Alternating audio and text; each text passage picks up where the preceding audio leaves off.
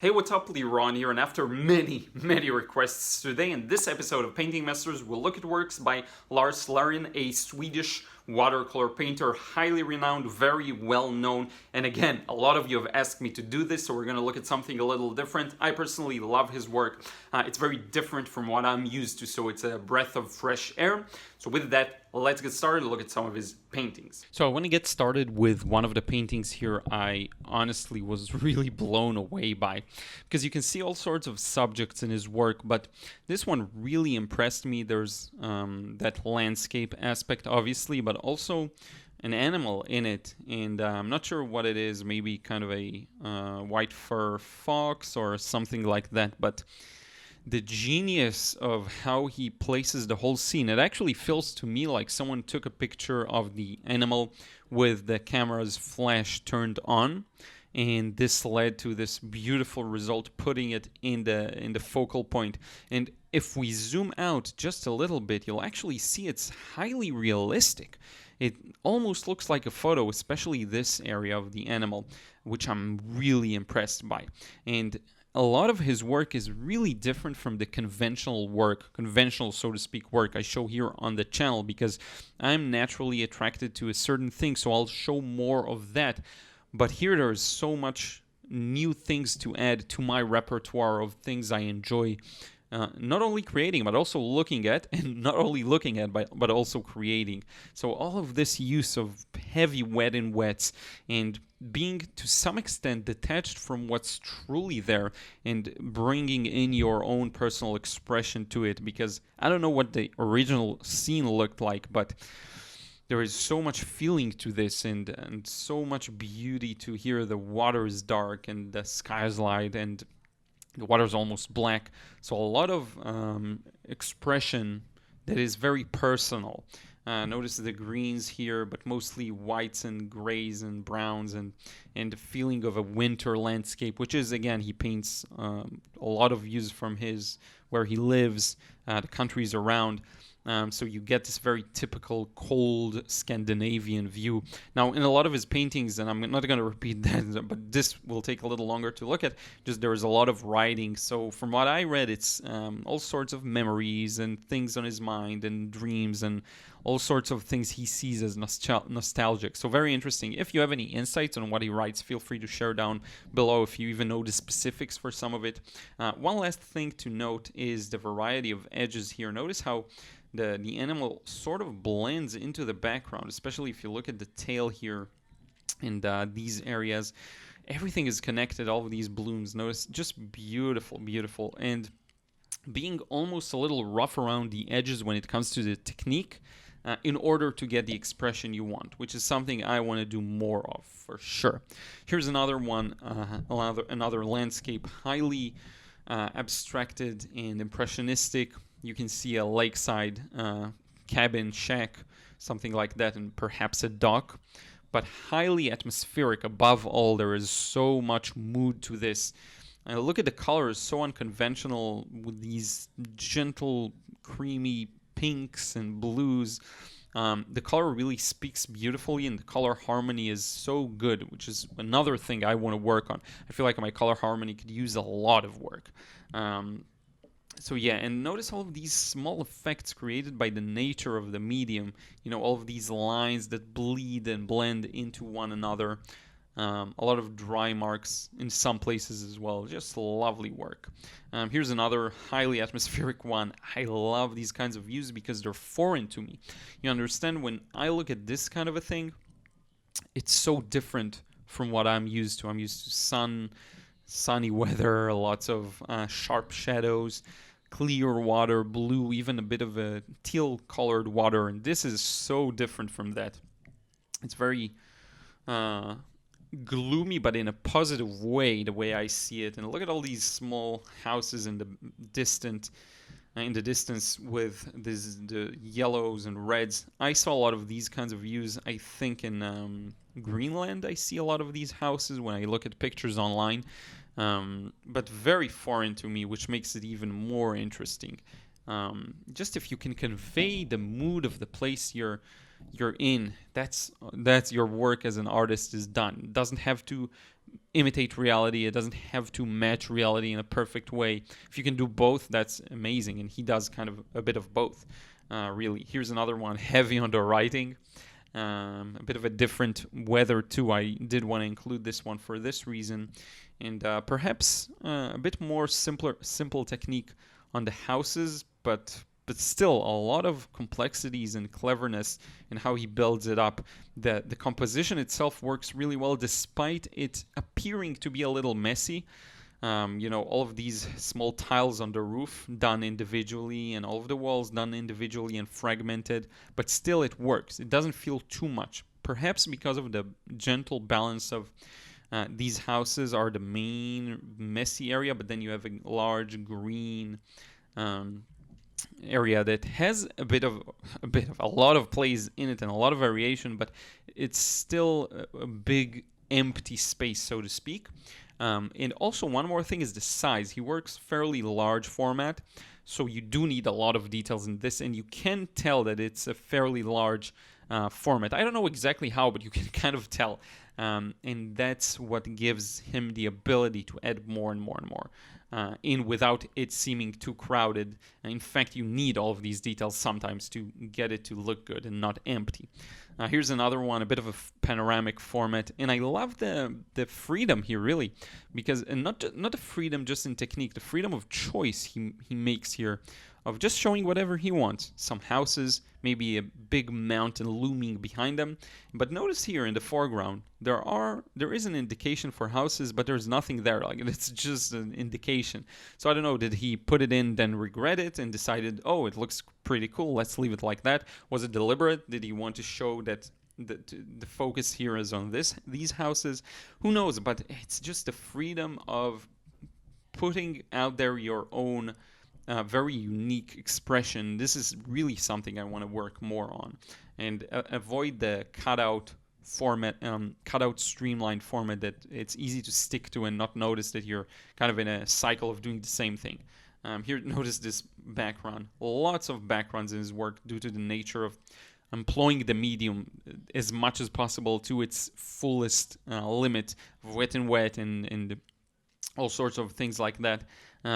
Charging more paint into a wet area, lifting, just a lot of messing around with it, probably spraying too, maybe even using different mediums on the paint, not just water, though I'm not sure of that. You'll let me know if you know. Here's another huge one. This is really impressive.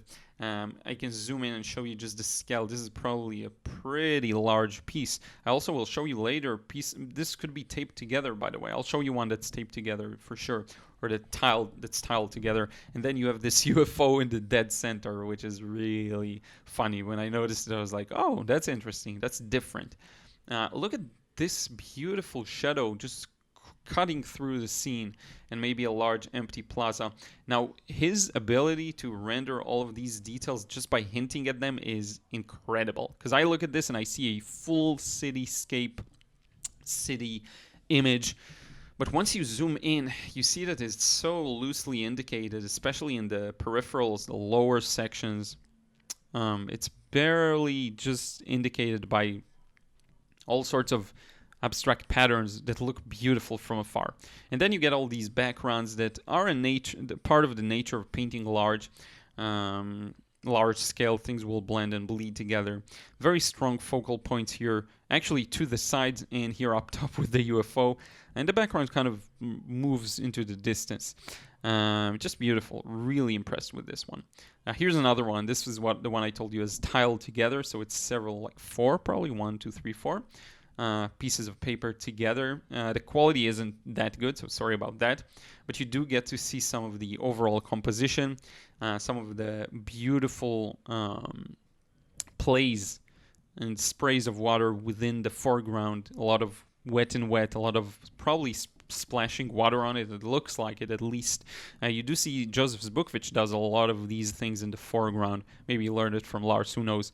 And then the very loosely indicated backdrop of trees or a farther forest or maybe a mountain ridge. Just beautiful. Look at these trees. So good. So good. And it can look a little crowded too, but I think that's even a part of the message. So who knows? you know, you have the freedom to do whatever you want, really. Everything I say, even in the tutorials, all of that, it's just recommendations. You know, you have to discover what works for you and what you enjoy, above all. Here's another beautiful one, so empty yet so full. Look at this rock here in the center. He has a couple of these, actually. Maybe I'll show you another one later on with just the main rock in the middle and then the backdrop. And notice this, it's very abstract technique. Just a lot of wet and wets and letting the paint do what it does. You do see some indications here of the paper buckling, and that's a part of the beauty of watercolor, really. If you stretch it and all of that, you may get less of that, but I don't know, I love it. I think it's graceful. Very subtle, blended kind of effects. And if you look at the edges here, that's really amazing. Look at all these black areas that really push our focus to the, what do you call it, a vignette? I'm not sure. That really pushes our focus to the center. And you can see some indication of rocks in the water. It's just so smart because it's a combination of what's really there and his unique, very unique impression of it. Which I really admire. And I love how the edges are kind of loose and he paints sometimes all the way to the edge of the paper and just leaves it like that. That's really nice. Or maybe he removes the tape and it's still a rough edge, I'm not sure, but it's beautiful. Here's another one I told you I'll show you. And notice the beautiful effects on this rock. A bit of a different technique for the background. Different timing, I would say, but look at all of these touches of almost gold. It looks like gold and peach and very gentle purple orange. Just beautiful. And I love these stripes. You see these lines here? That's very common. You get these hairs when you do heavy wet and wet effects, depending on the pigment. And what's beautiful about it is that it could look like sun rays coming through the clouds, or it could look like a million things, honestly, but just beautiful. Let's see what else we have here. This is obviously not watercolor. I'm not even sure what the medium is. Could be oils, could be acrylics. Could be something else, really. Let me know if you know. But with this, I wanted to show you the composition and how he's not scared of leaving these large empty areas, for example, down below here. And also a lot of courage with putting in that punch of, you know, black next to yellow. And all of these really help in conveying the atmosphere of the scene, the feeling of night in a very snowy, cold place, cold village, city, country. And talking about courage, look at this thing just going through the scene, this line, power line probably. Just beautiful, beautiful. Here's another one. I love this thing here, whatever that is. It's just so good looking. And I thought initially that he taped a couple of pieces together, but I'm not sure. I think that's just a line. But look at the sky. I mean, this is crazy. If this doesn't encourage you to try something new, I don't know what will, because it's just, look at all these muted, very subtle reds and browns next to these lovely green, teal, kind of blue. This color harmony is just beautiful. I'm going to show you the last one, which I really love, is a similar one in that regard. And look at this. I don't know if it's a pile of paintings or just that's how he painted it, but that's just really, really impressive. And by the way, I think all of my the paintings I show are his. If I make a mistake, as always, correct me. Sometimes it's hard to tell. Now, I want to show you two more typical watercolor works of his style that's more typical. Here's this beautiful interior scene. And one thing that I will say is a recurring theme in all of his paintings is the very courageous, I would say, color scheme that may seem a little off to me at first, but then the more I got used to it, the more I started seeing the subtle beauty of it. It's not the colors I would typically use, but just beautiful. Here's another one. This is really cute, a man and a cat. Wanted to show you these more classic approaches, even though there is a lot of his touch definitely present here. I'm going to pick up the pace a bit because we have a few more left. This one, just love. And look at this. As long as the overall composition works, you can overwork the painting, quote unquote, and it will still look good. Look at all these brush marks. Usually I would say avoid that and let the water flow and do their thing, but when you balance it out with this sky here, or when you balance it out with just knowing the good foundations of composition, color, design, shapes, elements, all of that, then you can get away with quite a lot. And like, no one said it's a rule to put in very large, even washes of watercolor. No one made that a rule. I mean, you do whatever you want, and he definitely makes it work here. So, yeah. Here's another one. I wanted to show you this one because it's a bit simpler one and a more straightforward one, quote unquote. Not easy to make, just simple one in that regard.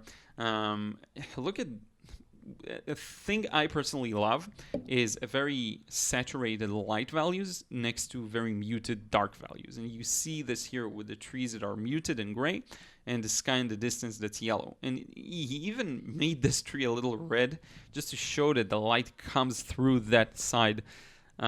Which I think is beautiful, beautiful. And again, empty foreground. He's not scared of that. Look at the background here. Who cares? I mean, it's the overall result and the overall composition that dictate here, and the emotion and what he put into it, which make it just beautiful. Here's another one, kind of similar to the trees we saw earlier. I don't know what that is. If you know, let me know. That's really interesting. And just beautiful. Look at this, again, vignette or whatever you call this, darker areas he doesn't want your attention necessarily on, or he wants to kind of create a border for the scene. He just does that many times, and it's so beautiful. Puts the focus here on the trees. Looks like maybe someone snapped, again, a photo with the flash function on. Here's another one. I wasn't able to find a good picture of this one, but just look at it. And if you've been painting, you know how hard it is to produce a good night scene. You know how challenging it can be. And this is a really good night scene. Look at all these blues here in the distance, these oranges on the building, just spectacular, really. And last one, I wanted to show you everything that's beautiful about watercolor.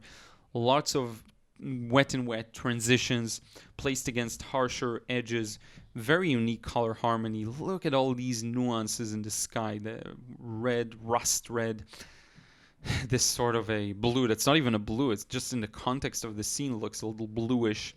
And all the lovely foreground, maybe a river or a lake, probably a river or a part of the sea could even be, with this rather large boat or ship and all of these houses, a bit of the dock equipment, you know, all these lifts and forklifts, what do you call these, cranes, just lovely. This is the one I wanted to end this with. Look at all these small touches of blue.